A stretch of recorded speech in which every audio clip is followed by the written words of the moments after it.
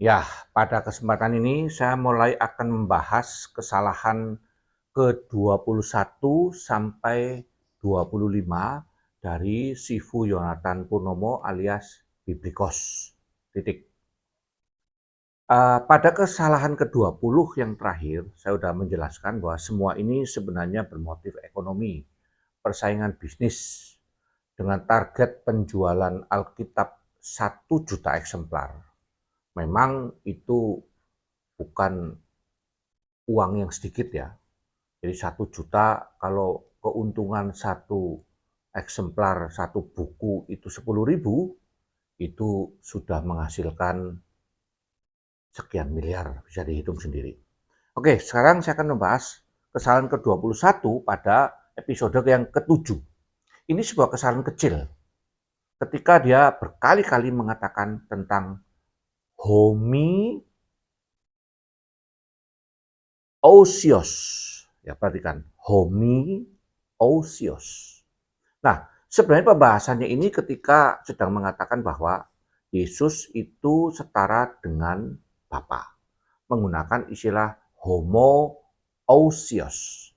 Nah, yang sedang dilawan oleh homoousios sebenarnya adalah mereka-mereka yang entah dari Arianisme, adopsionisme, yang mengatakan bahwa Yesus cuma homoi. Nah, bedanya kata i.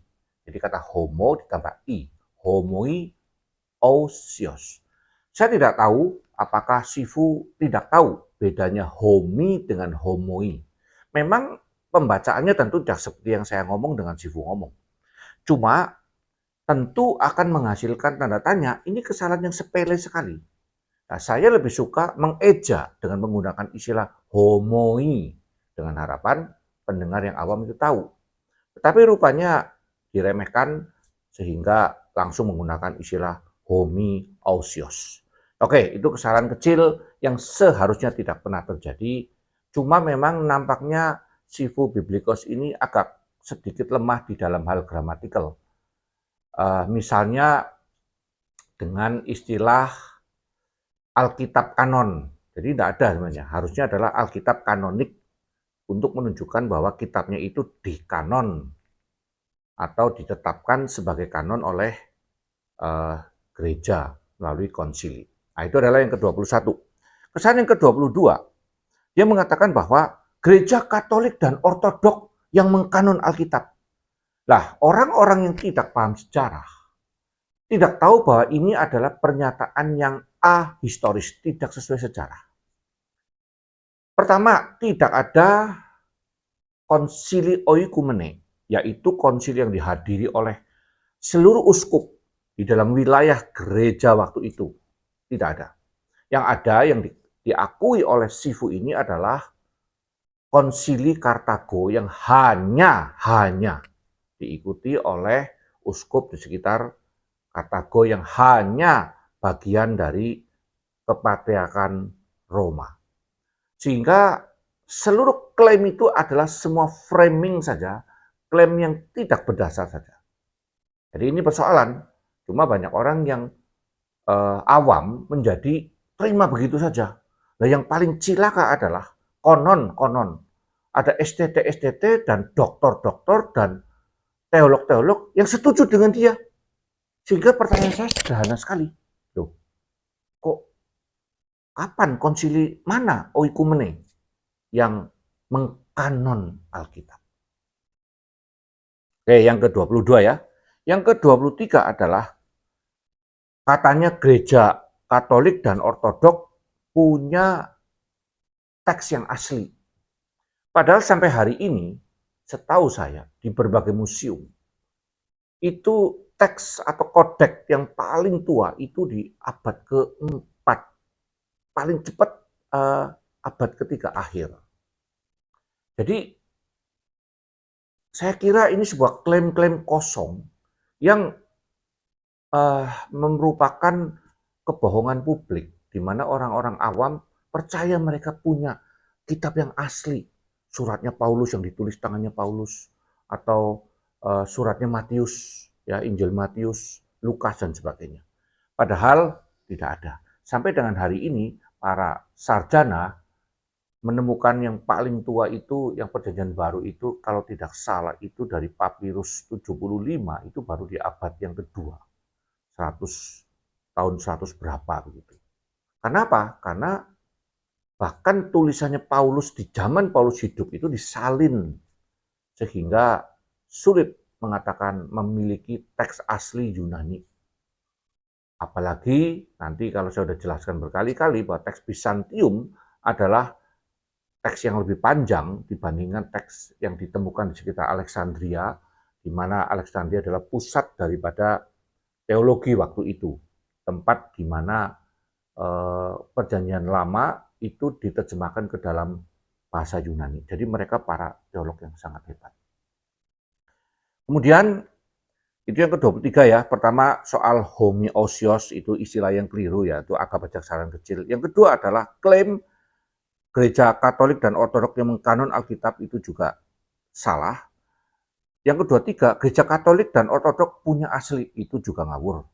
Yang ke-24 ini lebih lucu lagi, bahwa Protestan di anatema baik oleh Konsili Dositeus, yaitu Bapak Gereja di Yerusalem, maupun oleh Katolik.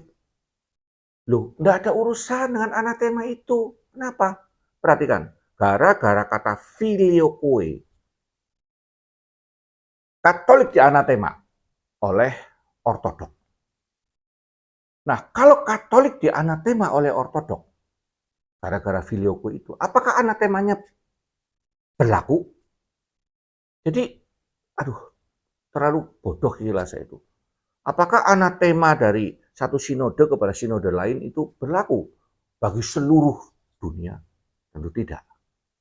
Jadi jangan ngomong bahwa Katolik menganatema Protestan, Ortodok menganatema Protestan. Jangan lupa Protestan menganatema karismatik. Protestan menganatema teologi kemakmuran.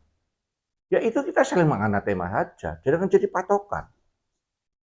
Ingat baik-baik perpecahan di dalam Barat dan Timur sendiri, abad yang ke-11, itu bisa menjadi bahan pertimbangan bahwa gereja tidak lagi benar pada jalannya. Secara objektif, semuanya benar secara subjektif. Yang terakhir adalah tuduhan bahwa Protestan membuat kitab sendiri. Saya kira ini juga sebuah kebodohan atau kelicikan. Karena apa? Karena Protestan itu ya mewarisi Alkitab dari gereja Barat yang katanya punya yang asli itu. Hanya saja kemudian para ahli, ya dalam hal ini abad ke-18 atau 19 saya lupa tuh, Westcott and Hort itu sebagai seorang teolog ahli biblikal dari Anglikan menyelidiki, meneliti lebih dalam sebenarnya di mana aslinya. Dan mereka harus mengakui, menemukan sampai dengan hari ini tidak ada yang asli. Semua potongan-potongan, lalu ada ketidaksesuaian salinan satu dengan yang lain. Sehingga didapatkanlah Alkitab yang HWNU ini sekarang ini. Sehingga seluruh klaim semuanya itu sebenarnya secara ilmiah tidak bisa dibuktikan oleh apapun. Klaim-klaim bahwa Alkitabnya paling benar, nol kesalahan, itu adalah sebuah klaim kosong belaka. Ya, saya hanya membahas pendek-pendek aja.